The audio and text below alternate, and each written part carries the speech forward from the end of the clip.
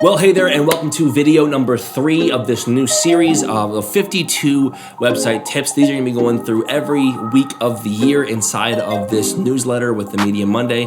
We're super excited to have the opportunity to train you and teach you and just hopefully provide a little bit of value every Monday morning. So let's go ahead and get started with tip number 3 this week. That's going to be consistent church branding and creating a strong and memorable identity. Now, this isn't a super huge video. This is just kind of the idea of creating a brand. Now, you may think, well, why do I need a brand?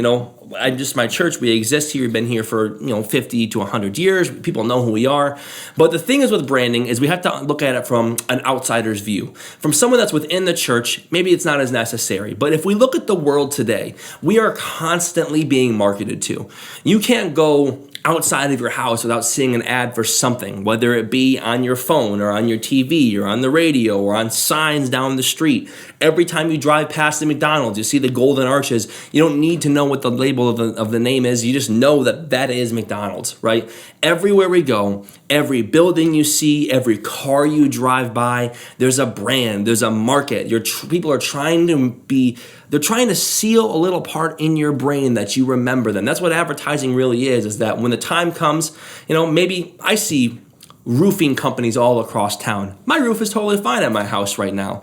But if there was a storm and my roof, blew over, I actually already know in the back of my mind who the first person I would look up is. And that's because they have these cars that drive around with purple logos all over them. And subconsciously, it's just in my brain because I know the brand. And so when we have a good branding, it's going to help create an influence with people and register with them subconsciously.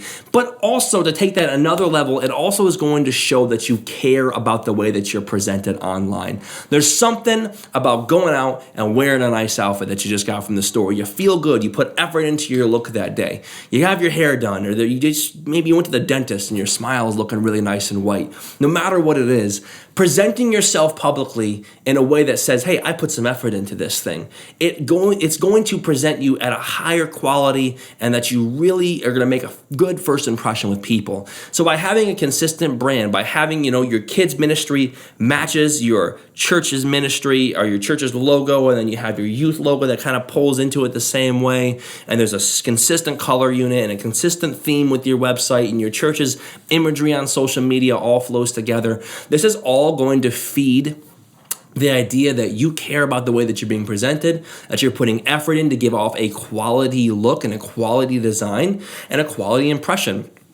Because since our minds every day we're being exposed to branding and effort on a daily basis, naturally what happens is we have started to associate good quality with good design and bad quality with bad design. So subconsciously, a lot of people will doubt a church or maybe just look off a church because they have a poor design website or a poor design brand, or they don't really put an effort into what they're doing or what they're presenting. They're just kind of throwing Christmas graphics up that they found on Google searches, or we're just going to put up some social things and some ads that we pulled off of some other person's site rather than create our own. Creating a brand and having an identity makes you stand out, and it's very, very important. So some simple tips real quick after I've done my little thing there. To help you actually build a brand. Consistency is going to be everything for you. So decide on a color palette. Figure out what colors fit you in your church. Different colors match different vibes. Figure out what works for you in your church and decide on the color theme, and then stick to the color theme. I'm not saying choose red and then everyone chooses different shades of red when they post things. Figure out what color it is. Get the hex code. Get the little color code. Mark it down. Put it in a document. This is our branding for our church. Choose your fonts. These are the fonts we're going to use inside of our branding. When the church presents itself publicly, these are the fonts that we're going to use on our signage, on our slide presentations before and after service, on our social media graphics that we're putting. This is the color. This is the logo that we're going to use. These are the fonts that we're going to use.